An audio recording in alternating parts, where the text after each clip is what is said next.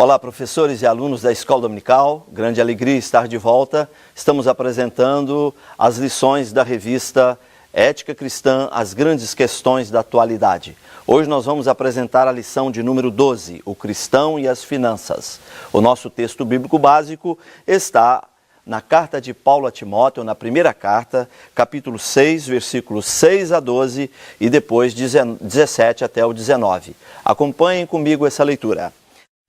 Mas é grande ganho a piedade com contentamento, porque nada trouxemos para este mundo e manifesto é que nada podemos levar dele.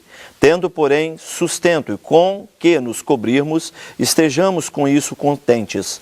Mas os que querem ser ricos caem em tentação e em laço e em muitas concupiscências, loucas e nocivas, que submergem os homens na perdição e ruína. Porque o amor do dinheiro é a raiz de toda espécie de males. E nessa cobiça alguns se desviaram da fé e se traspassaram a si mesmos com muitas dores. Mas tu, ó homem de Deus, foge dessas coisas e segue a justiça, a piedade, a fé, a caridade, a paciência, a mansidão. Milita a boa milícia da fé, toma posse da vida eterna, para a qual também foste chamado, tendo já feito boa confissão diante de muitas testemunhas. Manda aos ricos deste mundo que não sejam altivos, nem ponham a esperança na incerteza das riquezas, mas em Deus, que abundantemente nos dá todas as coisas para delas gozarmos. Que façam o bem, enriqueçam em boas obras, repartam de boa mente e sejam comunicáveis, que entesourem para si mesmos um bom fundamento para o futuro, para que possam alcançar a vida eterna. O texto áureo está no livro do Salmo, capítulo 24, versículo 1. Do Senhor é a terra e a sua plenitude, o mundo e aqueles que nele habitam. Nosso tema, portanto, versa sobre as finanças. Em que bases o cristão deve estabelecer a sua vida no que diz respeito ao dinheiro, no que diz respeito às questões econômicas na sua vida. Nós não podemos negligenciar, nós não podemos ser indiferentes com as questões ligadas ao dinheiro. Embora ele não deva ocupar um lugar de prioridade na nossa vida, mas nós devemos considerá-lo como algo importantíssimo. Por exemplo, as relações entre as nações estão baseadas em relações político-econômicas. Os países, eles fazem alianças entre si e até declaram guerras entre si quando seus interesses econômicos estão correndo riscos. Logo, esta é uma questão importante. Para que tenhamos individualmente estabilidade, firmeza, nós precisaremos tratar as questões financeiras da nossa vida de uma maneira adequada. As famílias, os casamentos, para serem saudáveis, precisam também que as questões econômicas sejam colocadas em boas bases. E a Bíblia é muito clara em estabelecer os fundamentos éticos para um relacionamento bom do cristão com a sua vida financeira. O tópico de número 1 da nossa aula tem como título Deus é o dono de tudo. É isso que nós encontramos, por exemplo, no livro de Ageu, capítulo 2, versículo 8.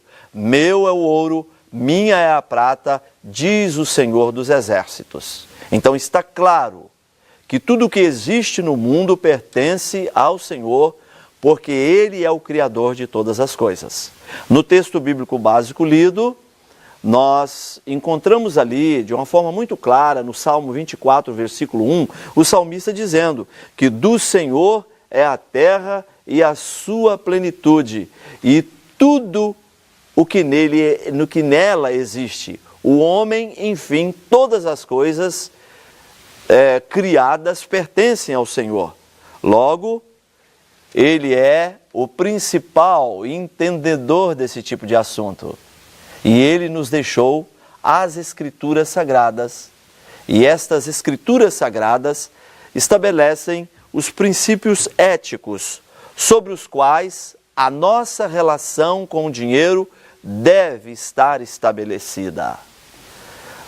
Desde o Antigo Testamento, nós encontramos o relacionamento com, vamos dizer assim, os bens patrimoniais.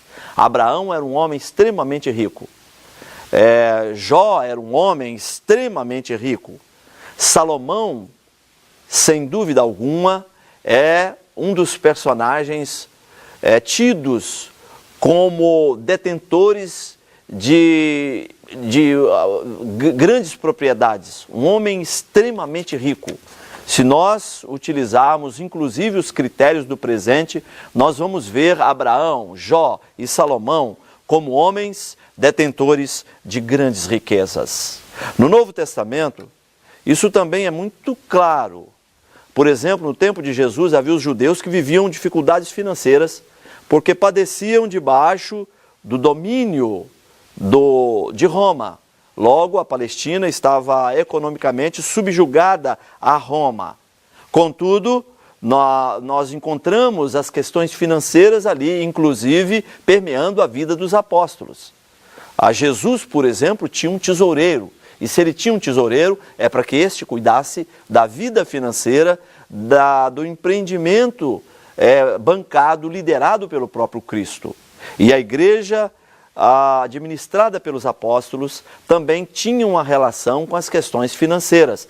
Isso é muito claro ali em Atos capítulo 2, versículos 42 em diante. Eles simplesmente vendiam seus bens, depositavam aos pés dos apóstolos, e esses apóstolos, eles criaram um fundo de atendimento aos necessitados. À medida que as pessoas tinham necessidade, elas recorriam aos apóstolos e estes administravam esse fundo, suprindo, trazendo provisões à vida daqueles que realmente precisavam.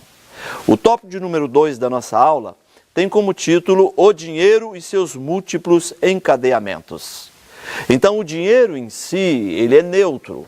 Tudo depende de como nos relacionamos com ele. Esse texto de 1 Timóteo capítulo 6 é muito claro em dizer que o amor ao dinheiro é a raiz de todos os males.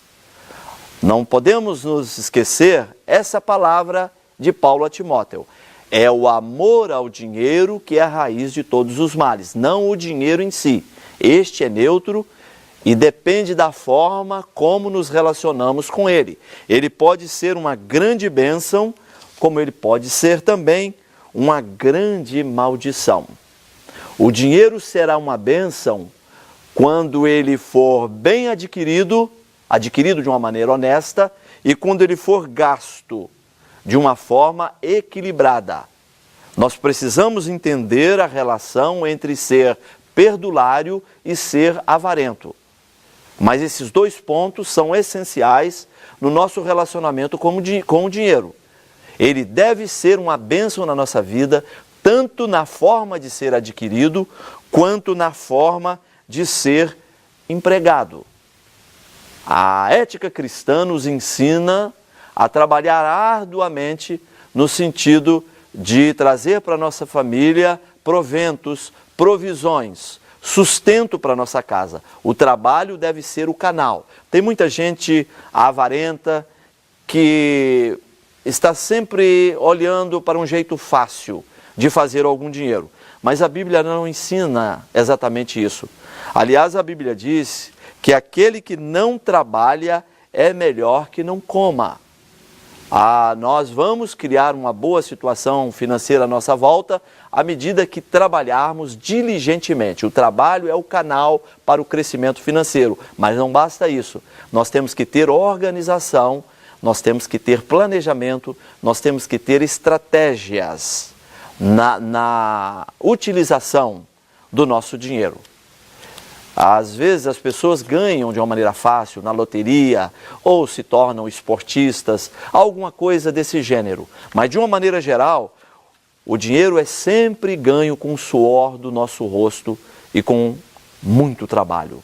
O tópico de número 3 da nossa aula fala sobre o adequado uso do dinheiro. Há uma relação lógica na questão do dinheiro, que é nunca se gastar além do que se ganha. Nunca se gastar nem mesmo aquilo que se ganha. Quando nós gastamos tudo o que ganhamos, o sinal para nós é amarelo, é de advertência. Quando nós gastamos além do que ganhamos, o sinal para nós é vermelho, é estresse. Nós precisamos ter toda atenção nesse sentido. E não podemos nos lembrar que o nosso foco, que a nossa prioridade tem que ser dada ao dono de todas as coisas. Jesus disse em Mateus capítulo 6, versículo 33, buscai o reino de Deus e a sua justiça, e as demais coisas vos serão acrescentadas. O cristão deve administrar os seus bens, deve administrar o seu dinheiro. Como eu disse, ele não pode gastar tudo o que ganha, e muito menos gastar além do que ganha. E ele deve poupar todos os meses. E dentro de um certo tempo, quando ele conseguir um certo montante de poupança, esse dinheiro deve ser investido. Ele deve ser aplicado em bens que valorizam. Assim, ele vai fazer com que o seu patrimônio financeiro cresça, se desenvolva. E nós cremos que esta é a vontade de Deus. Nós sabemos que nem todos serão ricos e pela ética cristã nós entendemos que não deve ser esse o nosso desejo. Mas nós devemos querer uma vida tranquila, sem dívidas, sem crise financeira. E isso é possível se aprendermos algumas regras que regulam a nossa relação com o dinheiro. Aprendendo essas regras já explicadas aqui, explanadas aqui, e praticando essas regras, sem dúvida alguma, teremos uma vida muito mais saudável do ponto de vista financeiro. Isso vai nos livrar de grandes infelicidades e crises. Então, que o Espírito do Senhor nos oriente na administração dos nossos bens econômicos, da nossa vida financeira. Estamos chegando ao final dessa aula. Até o nosso próximo encontro. Deus te abençoe.